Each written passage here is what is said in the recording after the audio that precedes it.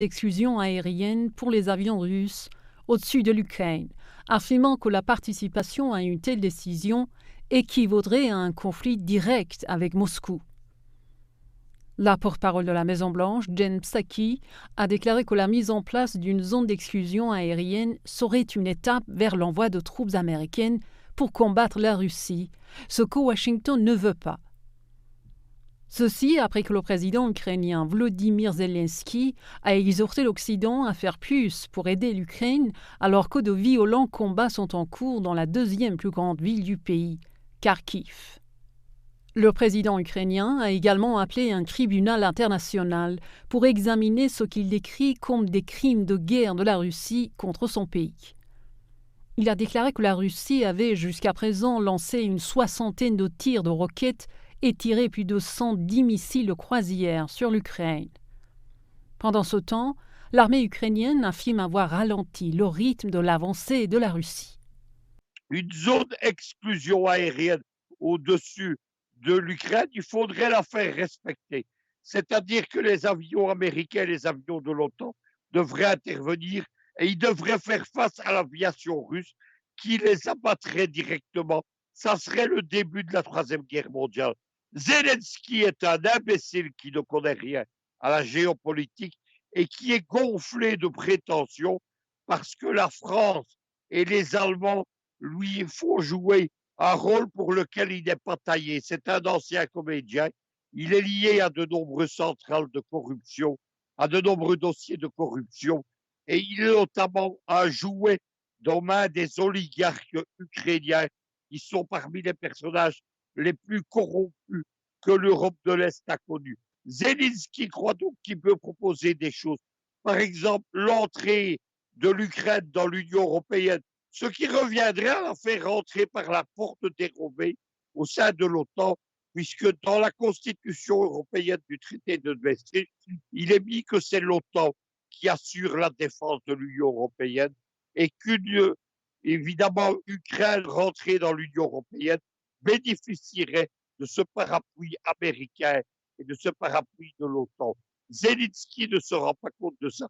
Personne ne fera rentrer l'Ukraine dans l'Union européenne à cause de cela, parce qu'elle a des problèmes de territoire contesté, elle a des problèmes de droits des minorités non respectés par rapport aux droits européens, et enfin parce que maintenant, elle a eu sur les bras une guerre avec la Russie. L'Union européenne précise qu'on ne fait rentrer dans l'Union européenne aucun pays qui est en guerre contre un membre extérieur de l'Union européenne ou contre un de ses voisins. Secondement, évidemment, la zone d'interdiction aérienne signifierait à nouveau la guerre et la Troisième Guerre mondiale probablement. J'ai dit souvent, depuis plusieurs jours, que l'OTAN et l'Union européenne étaient prêtes à faire la guerre jusqu'au sang du dernier soldat ukrainien. C'est ce que Zelensky n'a pas compris. Les Ukrainiens vont perdre leur indépendance nationale, ils vont perdre leur intégrité territoriale et le régime de Kiev va perdre tout simplement son existence. Poutine ne renoncera pas à ces deux buts de guerre, démilitariser l'Ukraine et en finir avec la junte de Kiev en dénazifiant l'Ukraine. On n'est pas dans un combat entre les États-Unis et des petits États comme l'Irak, par exemple, lors de la guerre du Golfe, ou contre la Libye. On est face à, on dit dans les médias de l'OTAN, la deuxième puissance nucléaire mondiale. Ce n'est pas vrai. La Russie, c'est la deuxième armée mondiale, mais au niveau du nucléaire, c'est la première puissance. Les Russes ont plus de 10 000 têtes quand les Américains en ont environ 7 000. C'est l'héritage de l'Union soviétique. De plus, à la grande surprise des Américains, les Russes rivalisent avec eux dans le domaine de ce qu'on appelle les missiles hypersoniques.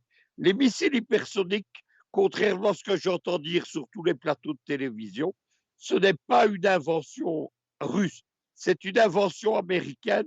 Les Américains ont cru avec ça qu'ils allaient renouveler la stratégie navale. Les missiles hypersoniques, notamment lancés à partir d'un sous-marin, ils ne permettent pas seulement de lancer des armes nucléaires, mais ils permettent de couler des porte-avions ou des cuirassés lourds. Les Russes rivalisent avec les Américains Ils ont la même technicité et ils ont mis un bémol au projet américain de porter la course aux armements et la guerre dans l'espace. En 2018, Trump a créé une nouvelle arme au sein de l'armée américaine, à côté de la marine, de l'aviation, des services de renseignement et de l'Air Force. Ils ont créé la flotte, l'arme aérospatiale destinée à faire la guerre dans l'espace. Le géopoliticien américain George Friedman, l'héritier de Brzezinski et de Kissinger, dans son livre magnifique Les 100 prochaines années, sous-titré pour un 21e siècle américain, il parle dans de nombreuses pages de ces projets américains pour la guerre de l'espace. Avec les armes hypersoniques, les Russes y ont mis un terme.